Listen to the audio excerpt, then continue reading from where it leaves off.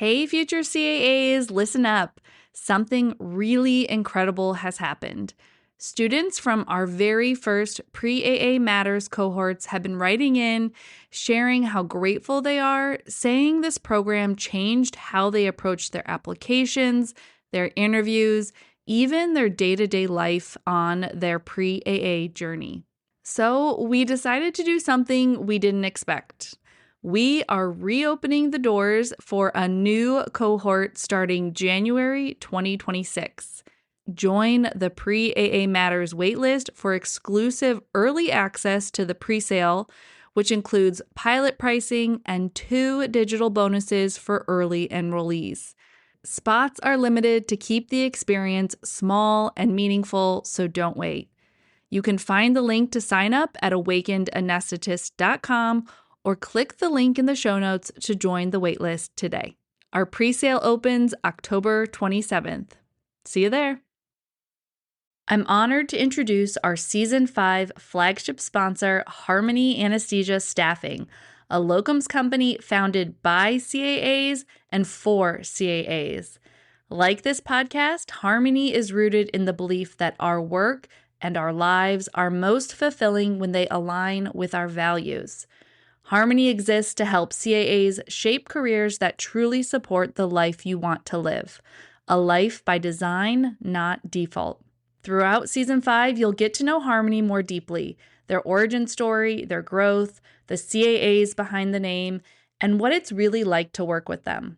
I think you'll find their vision and mission resonate with the same themes we explore here on Awakened Anesthetist and in this process series.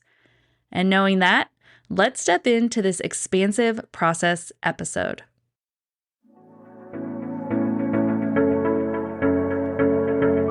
Welcome to the Awakened Anesthetist podcast, the first podcast to highlight the CAA experience.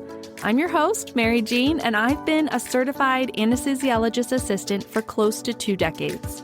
Throughout my journey and struggles, I've searched for guidance that includes my unique perspective as a CAA. At one of my lowest points, I decided to turn my passion for storytelling and my belief that the CAA profession is uniquely able to create a life by design into a podcast. If you are a practicing CAA, current AA student, or someone who hopes to be one, I encourage you to stick around and experience the power of being in a community filled with voices who sound like yours, sharing experiences you never believed possible. I know you will find yourself here at the Awakened Anesthetist podcast. Welcome in. Hello to all my fellow CAAs, AA students, and those dreaming of becoming one. I'm your host, Mary Jean, and this is Awakened Anesthetist Season 5. Welcome to our process interview series where we go behind the title of Certified Anesthesiologist Assistant to discover the truth of what it takes to build a life with meaning and integrity as a CAA. These episodes expand our understanding of what a CAA can be and do, and they move us closer to living by design, not by default. Sometimes a guest finds this podcast at just the right moment, and sometimes it takes a couple years. And now I know without a doubt that Kate's story is meant to be shared right here and right now. I had met Kate 2 quad days ago in Orlando, Florida, and we bonded over our shared out of the OR interests, and I wrote down her name as a potential podcast guest then. And then life happened. So when we reconnected just before Quad A 2025, and she mentioned she was on the verge of releasing her first children's book, I knew this was the right time to bring her on. Kate is a CAA, a curriculum builder, a lifelong learner, and someone who has turned her grief into purpose. She's the Assistant Didactic Program Director at the University of New Mexico's MSA program and a practicing CAA who has helped shape the evolution of AAs in the Southwest. In this conversation, Kate shares what it means to walk through the fire. From divorce to advocacy to the recent loss of her mother, Kate emerges more grounded, more intentional, and more in love with the power of education than ever before. It is my honor to welcome Kate Novinc to the Awakened Anesthetist podcast.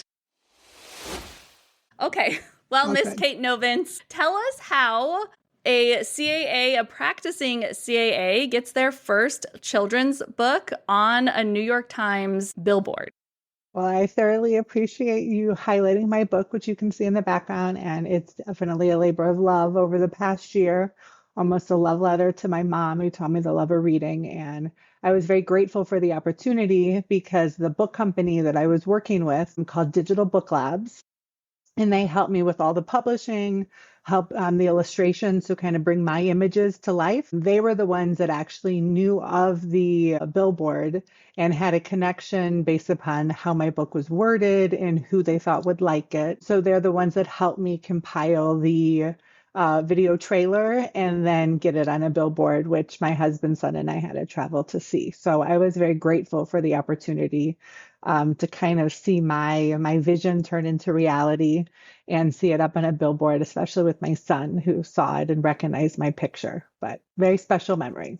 I love that. Yeah, we'll share in the show notes because you posted on Instagram, which is how I knew that. I was like, wait a minute, she's on a billboard, folks. I was like, what? I need to know more. And I knew we were having this conversation. So Yeah. I'm very interested as a CAA content creator and entrepreneur. I'm very tapped into those CAAs who are doing something different outside of the operating room. And I love to hear sort of the messy middle of all of it. Like being on a New York Times billboard is kind of the amazing end and having your book published. But when did that first idea of having your name on a children's book come to be? And like why writing, why children's books? Wonderful question. So I actually spoke about it with my mom. I'd say two people were the ones that I shared the idea with, my mom and then Cassie Langholz, who was our program director and one of my dear friends. And years ago, when I had my first son, I remember just learning the love of reading children's books. Like I read a lot of Dr. Seuss, so you can see that whimsy in how I speak, especially the one, Oh, the Places You'll Go. And I love books. And it really teaches me how to see, kind of, my mom always said, when you read it in a book, you can imagine it. And what you imagine is so much more brilliant than in a movie. So I always wanted to one day write a book. And then I think having a son and just conversations off the cuff with like people that I have around me that inspire me and motivate me, I was like, I can do that. I have a story to teach, and especially around anesthesia because kids are so frightened. They don't know what to expect. And I do more and more pediatric anesthesia here just over the years it's found me. And if a child, and this is kind of the message that I can empower a child through education so they understand, but also not making them as afraid of healthcare workers and the procedure. So just kind of, I'd say, a myriad of experiences. And I definitely like being a trailblazer and thinking outside of the box. So Mm. when I saw opening in the market and something that I don't think a CAA has written a book, and I was like, hey, I'll be the one to do that. I like being given a challenge, and I think Mm. it really pushed me to want to do that because it found me. And when you do something that is authentic and that, I'd say, that entrepreneurial spirit that I have now, especially with my everything my mom taught me and her not being here, it's a good gusto and a good push to want to finally do something and put pen to paper and write down something you had been thinking of.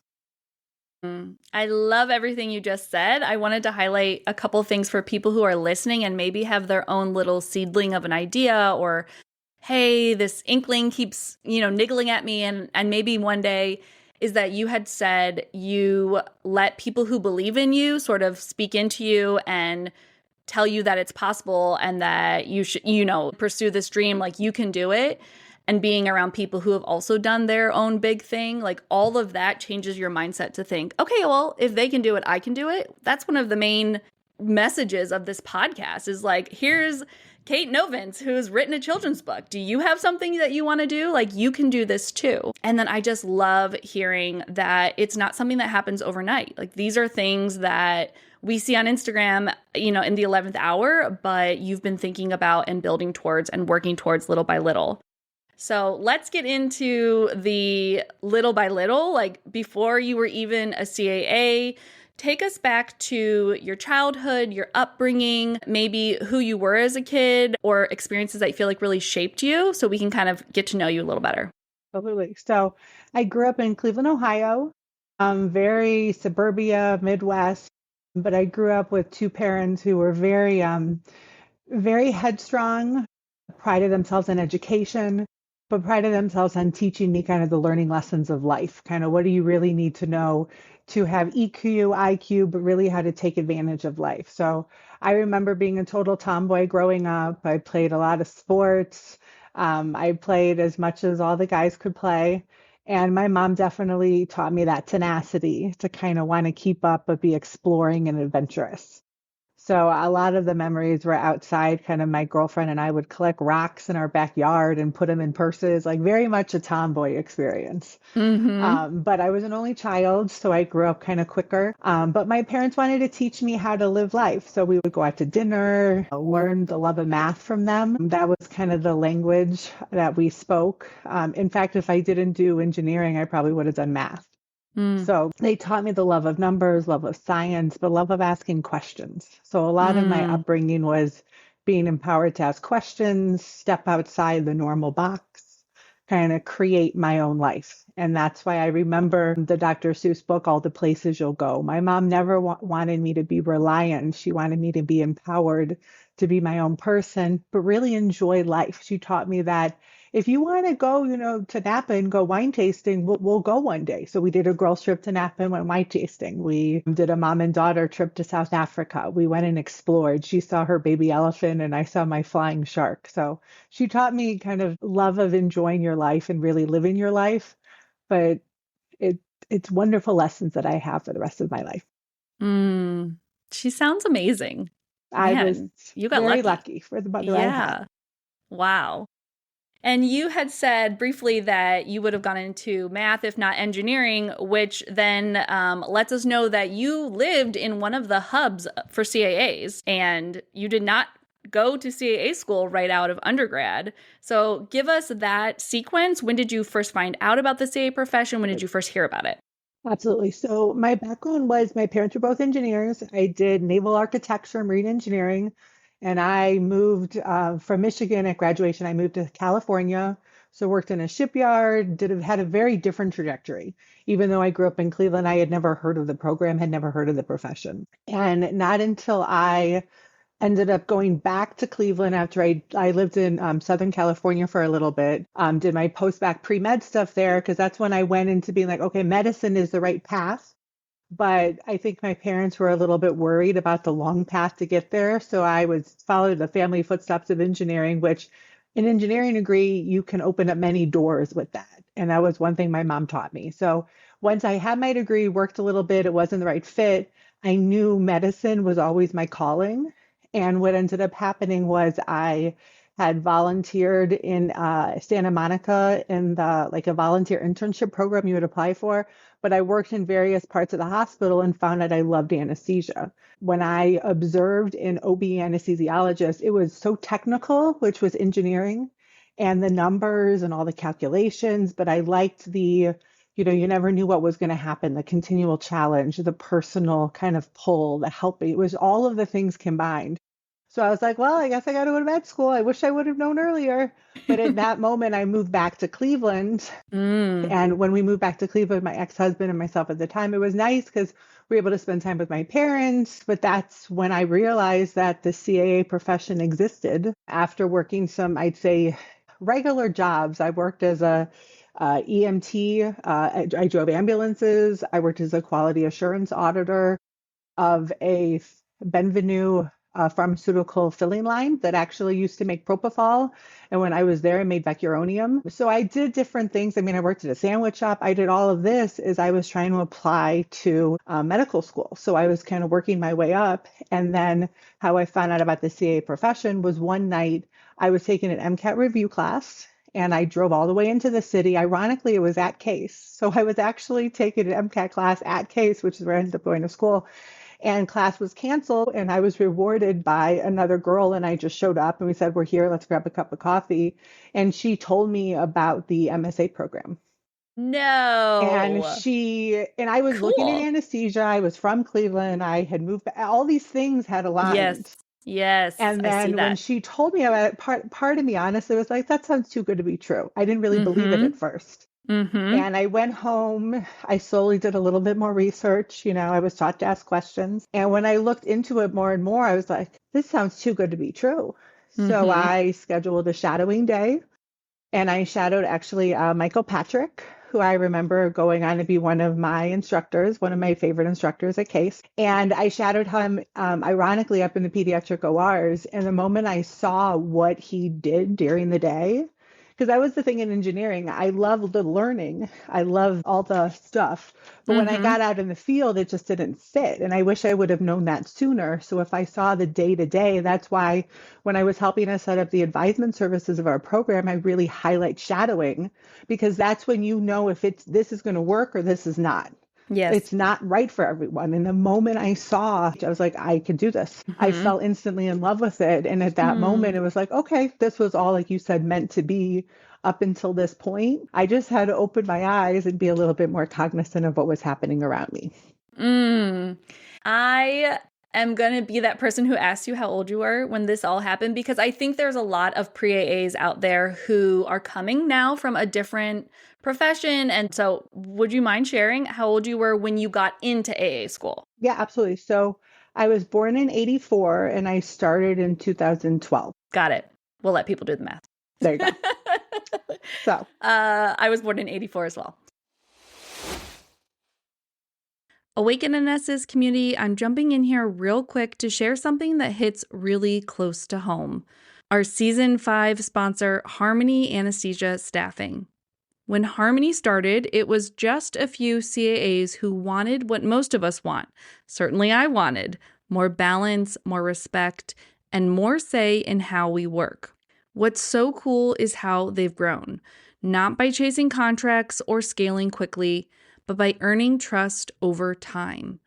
Almost all of Harmony's growth has come through word of mouth from other CAAs who've had great experiences working with them. And honestly, that says a lot. It's proof that growth doesn't mean losing your values. That's something I'm really inspired by as I'm building my own mission-driven work in this CAA space.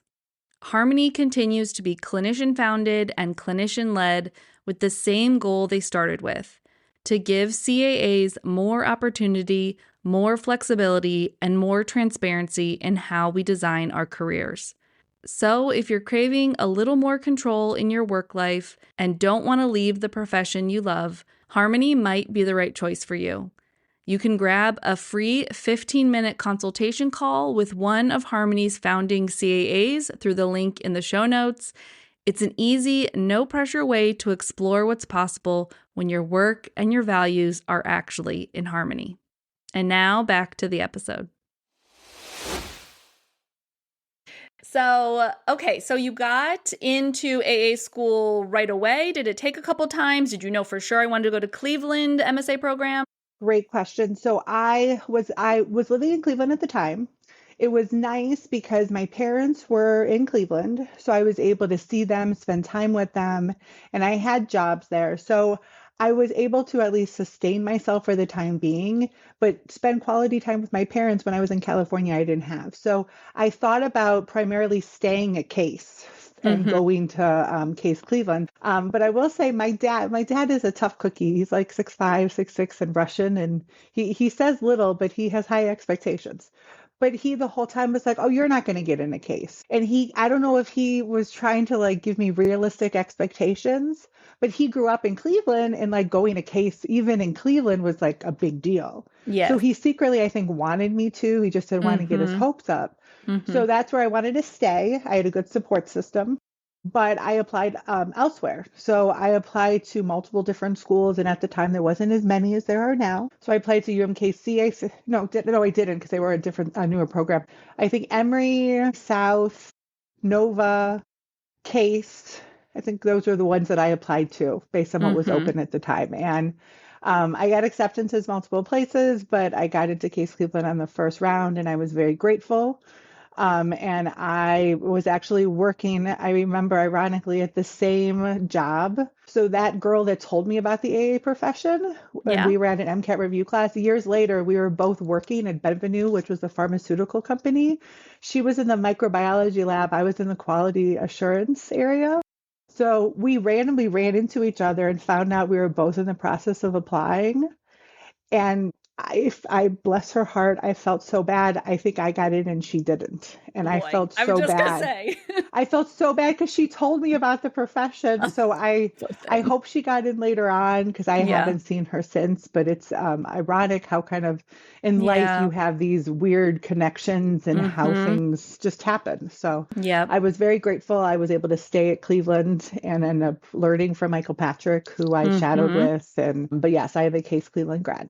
Okay. And how was being a curious question asker? How did that serve you in AA school? Was AA school like a breeze for you? Was it horrible and it was like super overwhelming? Like, give us a little behind the scenes. Great question. So when I was in AA school, it was challenging. I mean, it changes you as a person. If you look at it not just from the science, like the book smarts, you look at it from the whole taking care of a patient and then learning about yourself and going through grad school. And it's a big process. It's a big transition.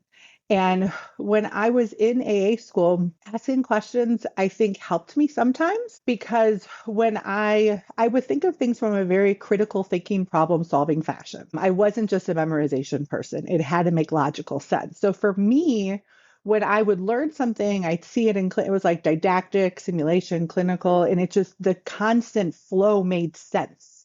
And when I saw something I didn't understand, I'd ask why. So it helped me sometimes, I think, absorb the amount of knowledge and it helped kind of with these encoding kind of these what if statements as I would kind of go through things. Mm-hmm. So on one side, very helpful. On the opposite side, I will say asking questions, sometimes too many questions Mm-hmm. can be a little glass ceiling, a little Yeah. glass ceiling-ish, because sometimes you may ask too many questions. Mm-hmm. You may get to more things that shouldn't be asked about, or some people don't, they've been doing it this way for so many years, they don't like rocking the boat. So sometimes Yeah. questions got me in trouble. So I'd say maybe 60% good, 40% questionable as a good ratio. You have to say more about how asking questions got you in trouble because that is such a nuance of medical education, and learning as an AA student live in the OR with people with CAAs who are not necessarily trained to educate other AAs. But it's just part of the medical education system. And as you said, sometimes you can ask questions to maybe a longtime CAA and they've never put into words in the last 20 years why they do it that way. And so it becomes this tense moment of you almost like testing people with questions. And I'm only saying this because I am also a curious question asker and have felt this. And it is, what's the word? I mean, it's like a catch 22. Like, it's just a really hard way to learn. So, can you maybe give us an example, maybe from your experience now as a preceptor, or like maybe most memorable in school when asking a question, was too much or went over a line? 100%. And I will say now that we've been doing curriculum building and I'm part of a program, I have had a lot more training as an educator. So what you're Yes. saying was lacking. So I got my postmaster's educational certificate in educational leadership from UNM in the College of Education. So I took some classes on adult learning, conflict management. But more than that, we have trainings within our MSA program. And I am very proud to be part of a program that our leadership and Dr. Fortner, Dr. Langholz very much prides themselves on educating us on how to be educators. So we have Oh, wow. workshops. So So for good. instance, I just went to a feedback workshop. When you look at feedback, it's there's a way to create a safe learning environment. So I say all of this to set the structure.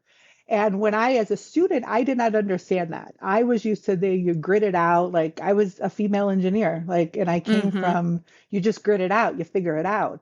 So I came from more of the hard knocks, tough love way of having to fight it out. But Mm-hmm. now that I'm in education, I can see how beneficial it is to create a safe environment and then how you give feedback. So you validate the person, you make them feel heard. There's a certain way to structure feedback and not squelch the students or the learner's curiosity and question asking, but you want to guide it in the right way. Like I remember one time when I was in school, probably I don't want to say, and I won't say any names, but when I was with a preceptor, apparently I asked too many questions. that they were a little rude and abrupt to me. Let's just say that. Oh Um, boy. yeah. So, but things like that happen, and you move forward. Mm-hmm. And it got me in too much trouble because I asked too Mm-hmm. many questions. And I think Mm-hmm. part of it is because as the preceptor, if you're not empowered on how to teach, you feel like the learner's questioning you. You feel like they're Yes. questioning your skills. And Yes. in hindsight, I see how people take it the wrong way. They get very defensive. Um, there's more work on them to do Mm-hmm. something that they're uncomfortable doing, that they already Mm-hmm. have their system in their way. Yes. And now in education, it's so much more about listening to the learner because usually they have a valid point, but it makes you grow as a provider to become able to explain something. So we offer opportunities that if you want to be comfortable giving the education, it makes for a better learning environment for the student because then the student knows that they're in a safe space. The feedback is going to come from a good place. It's not going to be a knee jerk, how dare you ask that? It's going to be, okay, Mm-hmm. help me understand where you're coming from so we can create a good learning environment for the student. Because the question Mm. can be great. Yeah. It's knowing the right place, the right context, the right person, Yes. and feeling okay to ask it. Yes, yes, yes, yes, yes, yes. You're going to get me started talking about CAA matters, which I am going to just ask you another question so I don't get talking about it. Okay, you've mentioned a lot about New Mexico. You're practicing CAA in New Mexico, and New Mexico has become a part of who you are from me knowing you and learning about the culture of New Mexico. So, why don't you tell us how you got from AA school in Cleveland, Ohio to New Mexico when you graduated in 2014? Absolutely. So when I graduated, I had done a rotation out here, my second rotation of my second year. So third rotation of my second year. So it was pretty early on. I pushed to go back out west, which back then, based on what was open, now I hear my age. Back then, out west, I was looking at Texas, New Mexico, Missouri, because Colorado had just opened, but they were only hiring practice, like experienced AAs. And that was about as far west as I could go.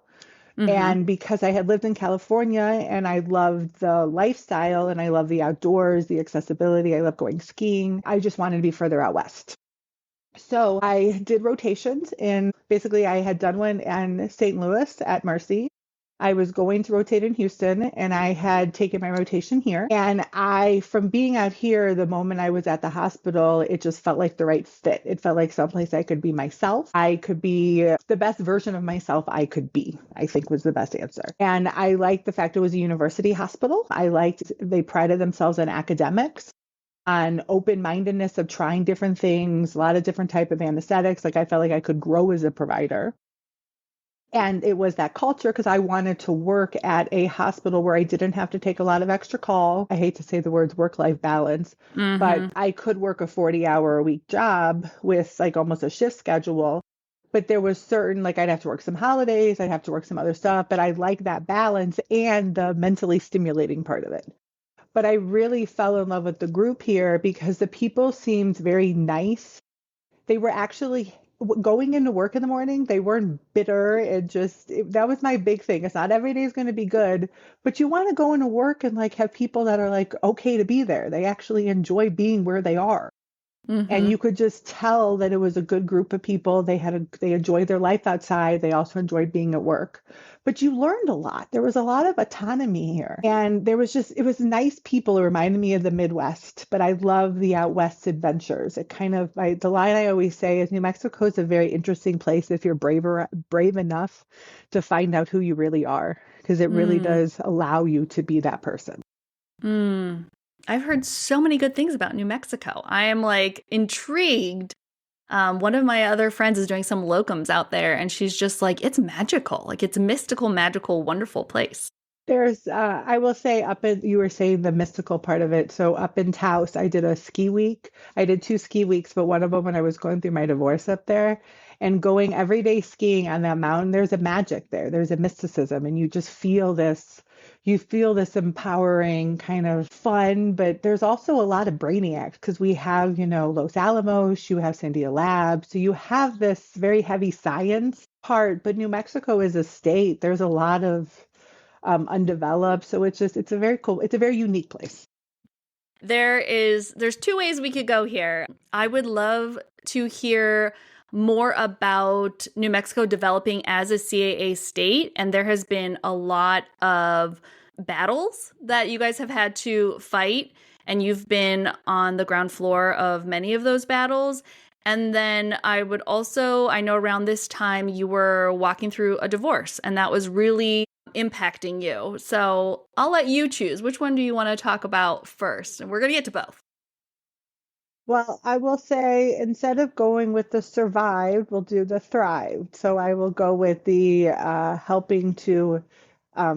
helping to deal with the 2015 to 2023 shifts Mm-hmm. in the New Mexico CAA culture is my choice. Yes. Okay. Well, let's start there because basically, when you got there, there was this big clause called the Sunset Clause that was passing and then also like being revised over those years you just mentioned, the 2015 to 2023. Talk to us about your involvement in the legislative process coming right out of school into a state that basically needed you to get on the ground floor and make a difference. Because I think that's many practicing CAA's experience, especially in this new wave of all these states opening. So like, how did that come to be and how did that feel? Absolutely. And I think it is important for different states to have their story told.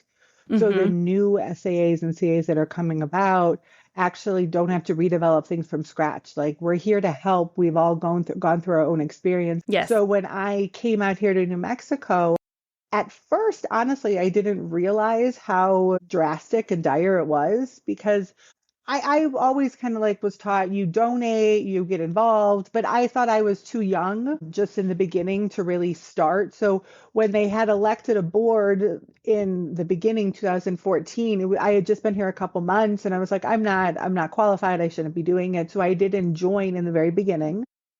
And then right after that was when there was a push for the House Bill 54, I believe. Yeah, that was the bill that went through and ended up getting passed. But I wasn't on the board, so I didn't have as much of a platform and a voice to contribute.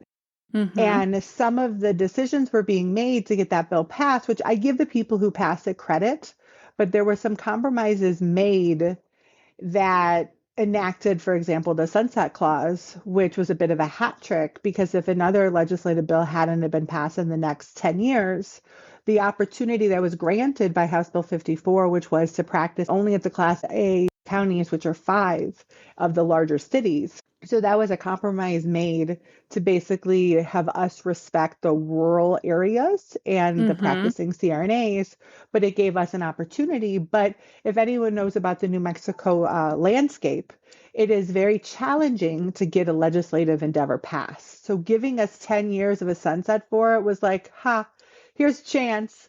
Good Mm. luck if this turns into anything. And some of the people who were in the leadership positions after that bill passed left our state. And I don't know if they were invested long term in the state. It was just a short term credit, but it made such an impression on me my first year out, being like, I wasn't on a board. My voice didn't have a space. I spoke to people. I tried my best to ask questions, but I kind of got, I'd say, shot down, which that's what it is. You know, they did what they thought was best, and I have to believe it was in the best intentions. But there were these compromises and these questions, and there was a lot of interesting things that I heard that happened. But we were left with this opportunity in 10 years, but the people who were part of passing it left. So I saw this opportunity of I felt I'd say maybe this is a hierarching story you see in multiple places is when I see something that isn't being done right, or in my opinion, or if I see a situation where someone's too afraid to do something, or if someone needs help, I feel compelled to want to step in and help and do. And when I saw all of this, I love the group that I work for here. I love the variety of cases I do, the challenging complexity of the comorbidities. Like I was like, this is going to be my home for a very long time. And I felt invested and I felt that then qualified me to be involved. So in starting in 2017, I was an alternate delegate. I served as PR chair, then an alternate delegate. And then now I'm treasurer. So I kind of served in different roles over the years. And I was part of the group in 2023 that passed SB 35, which basically removed the sunset clause and bumped our ratios up to be comparable to the nationwide average of 4-1 from 3-1. And we're still have the Class B county restriction, but it took away that timeline. And I just want to really drive a point home. I'm sure probably most of the CAAs in the state of New Mexico did a little something here and there for the bill, but give us a sense of, like when you were saying the board, you were talking about the New Mexico Academy of Anesthesiologist Assistants. It's the state component society of the Quad A, which is our national academy. And that's the group that was on the ground in the state of New Mexico, really fighting the fight to remove that sunset clause and make real change with the bill's wording so that people who are working there could stay working in the state. Give us a sense of like, there's this many CAAs in the state of New Mexico, and this is how many of us were working, hours and hours and hours every week to do that. Because I just think it goes to show it's a few people oftentimes like working really hard. And if we can expand our thinking like, okay, if it's not just a few people, what if it's half of the CAA? So I'm talking too much, but tell me those numbers. I'm nodding because I am in agreement of you. So yes, and thank you for clarifying when I said the board. So our NMAAA board, because we like saying that we all work together, trying to think. So maybe myself, 5, 6, 7, 8. So less than 10 were the people who, that's why I say we had our main board and then we had a couple people who were very helpful to us. But I'd say less than 10 of people who were really making the day-to-day efforts. Yes. And as far as the number of AAs that are in our state, I'd say roughly 70, maybe. Okay.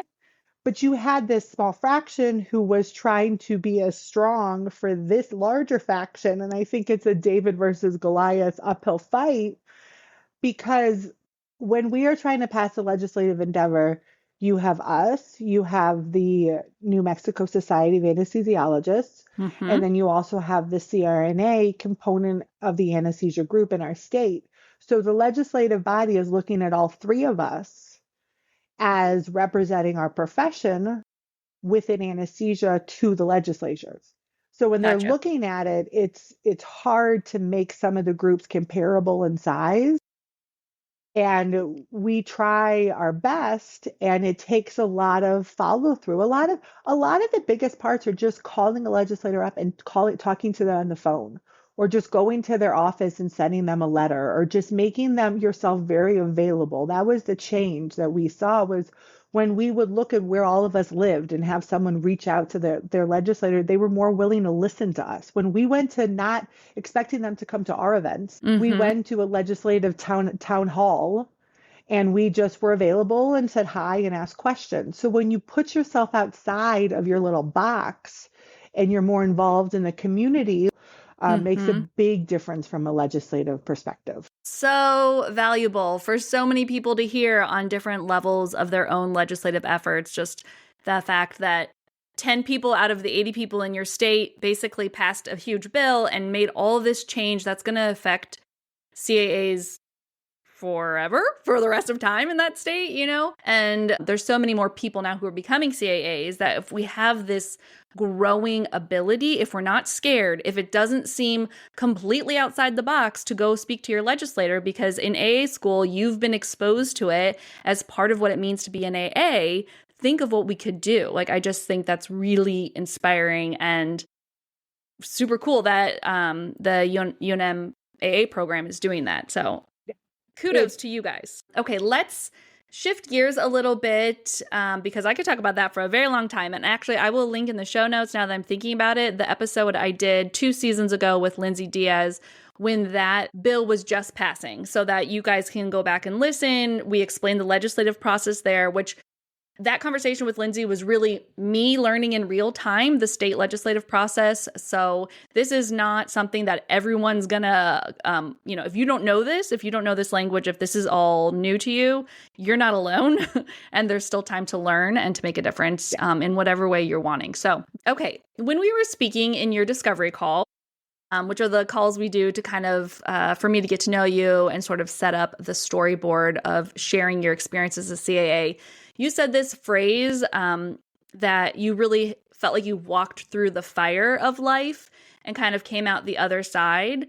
And I'm just curious, me saying that back to you, like what resonates about it and what experiences really stick out when I say when and how have you walked through the fire? Yeah, you can see me nodding and I was Yes. like, oh yeah, I want to.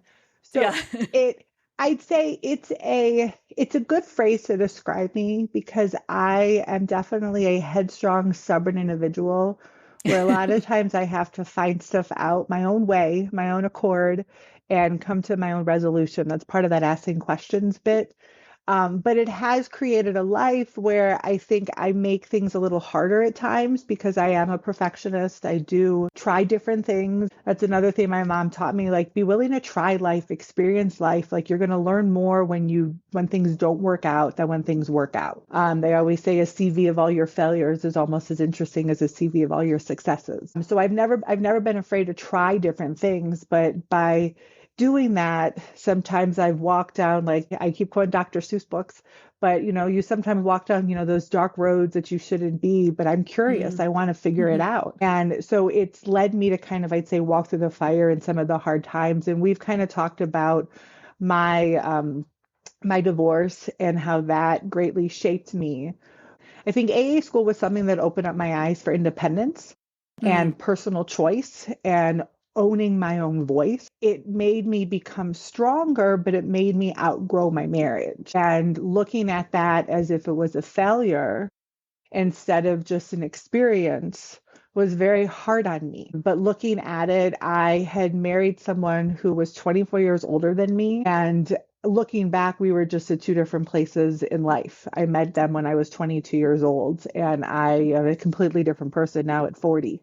Mhm. So it was part of my growing phases. But by doing that, I never settled for anything. I always was taught to kind of go out and search the world, find the world. That's how I've been in my life adventures, to go from engineering to finding out that wasn't the right fit for me. But did I just accept it and say, well, I'm just going to be an engineer for the rest of my life because that's Mhm. what I was trained to do. I was like, no, I want to be happy. I want to find my happiness. But walking through the fire is having an engineering degree, but still working a menial job as I was transitioning.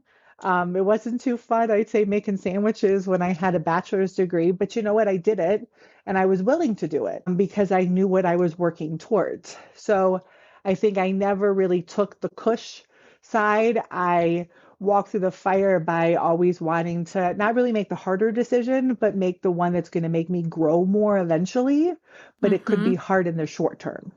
Mm. So it was kind of like getting into AA school. But then when I graduated, I moved out to New Mexico, but that's when my marriage was not doing too well. And we ended up getting separated. And it was ironically when that happened, I grew so much as a person because being in AA, I had found that voice to be financially independent, to take care of myself. But also, I going through a divorce is very hard. You kind of hang out with some people that are not the best people, that are not in friendships for the right intentions. And I was around some people that were not good influences. Like we said before, is now I want to be around people that inspire me and make me a better Mhm. version of myself Mhm. versus at some point I was with people because I didn't have as high standards for myself because when you're going through a divorce, it's a very challenging thing. Kind of like you feel like Mhm. it's a death, like you're mourning the death of that person who you were, who you're growing into. And I ended up seeing some of the, I'd say, health struggles that some of my patients dealt with. For instance, here in New Mexico, we have a very high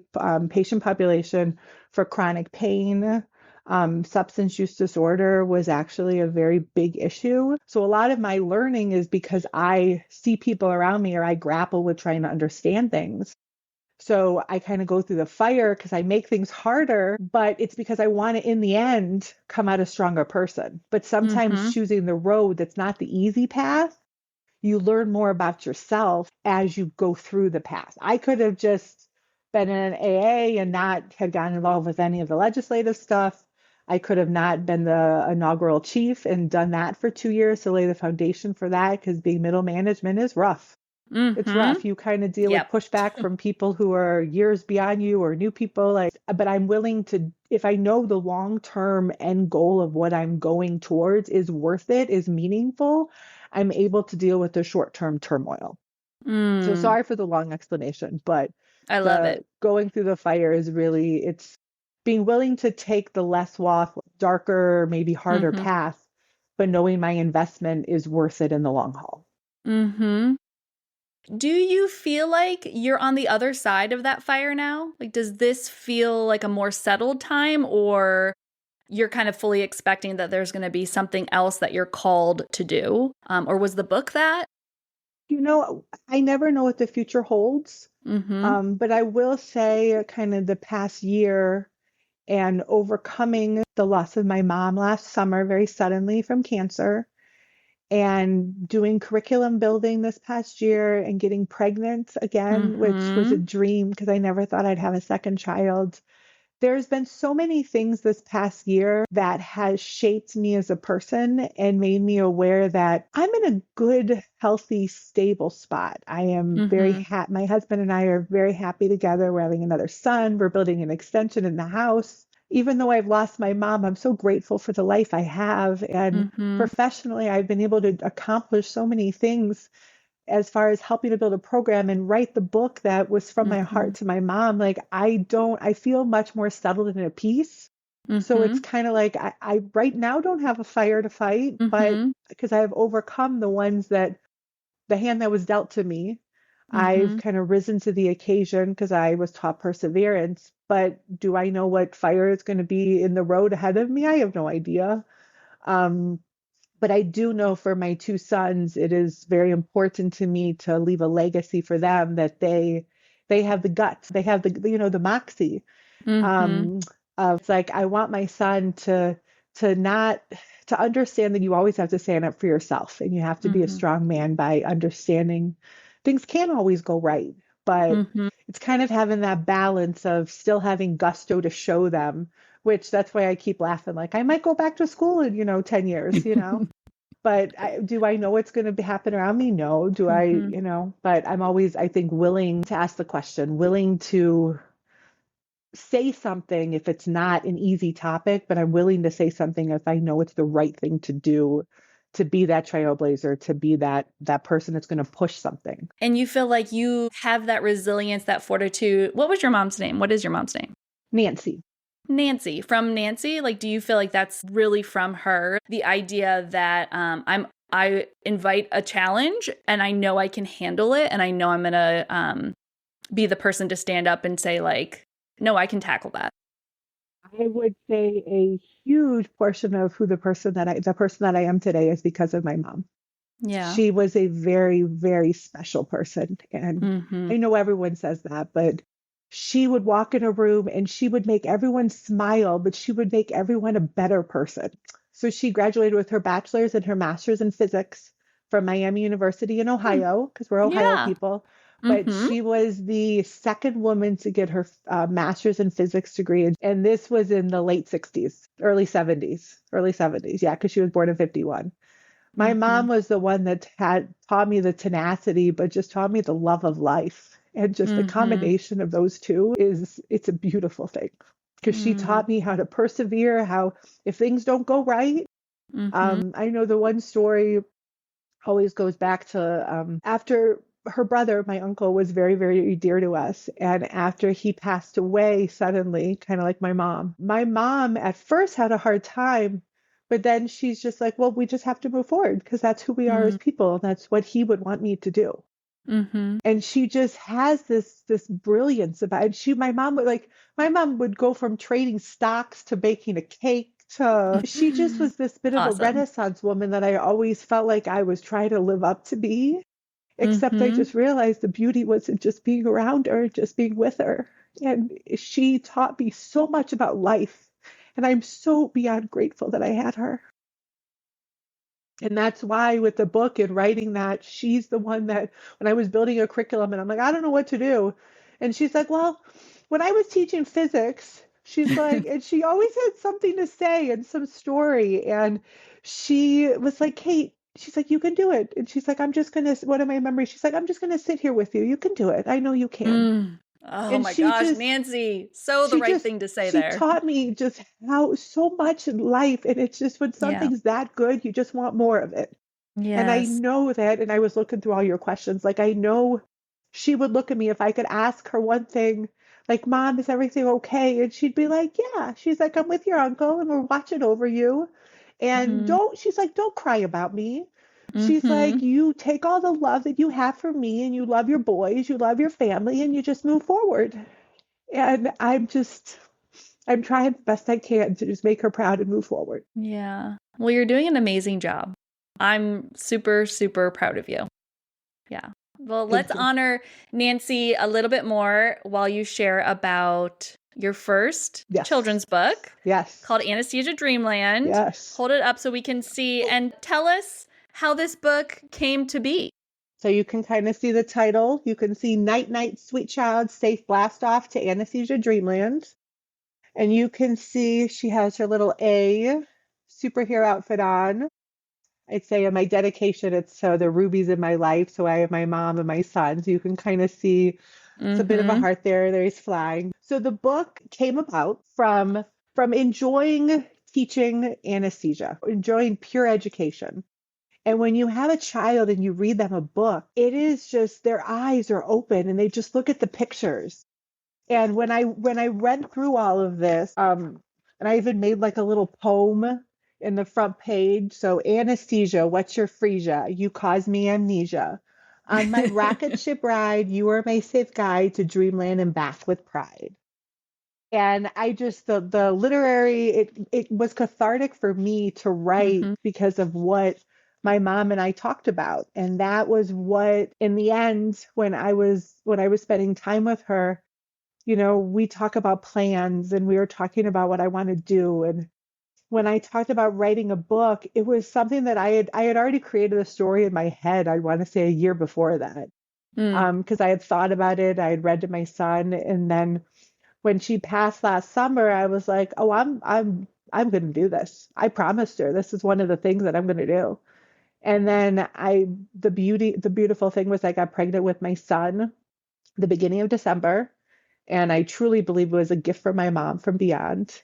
And when I had that gift, I was like, okay, I have to write that book down. So I think I wrote it down within like 2 weeks, but it basically is going through like an inhalational induction for a child and how they go to like anesthesia dreamland, but it kind of goes through the pre-op, intra-op, PACU, so the perioperative environment. And Mm-hmm. some of the stories that I do are part of it. So like, for example, you can see the bag, the green reservoir bag here. Uh-huh. That is what I draw on the bag to kind of help calm a child. So they're blowing a Uh-huh. balloon up. So a lot of the sayings in here Very cool. are totally what I do. And even you can kind of see my anesthesia machine now that I Mm-hmm. teach engineering. So I was very specific that everything had to look medically accurate. So when a child came in, they said, "Oh, a mask. Oh, I see this. I know what this is. Oh, you're Yeah. here to help me." So you're giving them this wonderful story that they can have self-empowerment, courage, bravery, Mm-hmm. but learn a little something. And writing it out, like I honestly was so cathartic, like I said, was everything that happened with my mom.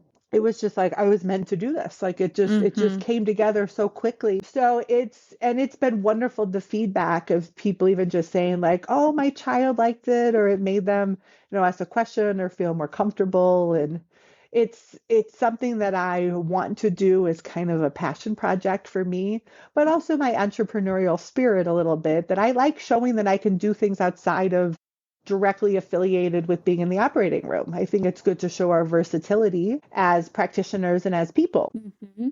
Absolutely. Well, I'm really grateful that I get to hold you up, Kate, as what it is and what it means to be a CAA. And I know people are going to want to reach out to you, buy the book. So tell us all the best ways to find the Absolutely. book and to reach out to you. I forgot that part of it. So the biggest Plug, plug, part is, plug. right? So this is the actual paperback version. So Mm-hmm. nice big copy. You can read it. You can actually hold it. I'm old fashioned. I like books. But on both Amazon and Barnes and Noble, there is a paperback, so you can do this. You can also do an ebook if that is something you would like, and an audiobook. So Mm-hmm. I did have, so the publishing company helped set me up with a very good narrator, and I love her voice. It's very sing-songy, it's very childlike, but there is also an audiobook out there. And you can find links to a lot of this through the website that I created, which is CAA-Anesthesia Dreamland. As you can see, there might be more. There might be a series. So we're doing Safe, Mm-hmm. Safe Blast Off to Anesthesia Dreamland. There might be something maybe with an IV induction, or my mind Maybe. just keeps going. But yeah, so CAA-Anesthesia Dreamland. And then I also have a page on Facebook, Instagram, LinkedIn. So I try and make myself available because I really do want to be a resource for other people if they have questions Mm-hmm. on things. I am sure there is someone listening who has a book inside of them.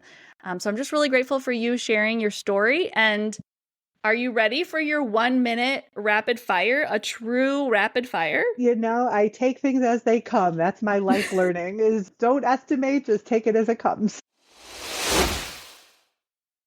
Thanks for listening to Awakened Anesthetist. If this episode resonated with you, share it with a CAA friend, an AA student in your life, or a prospective, and let them know why you loved it.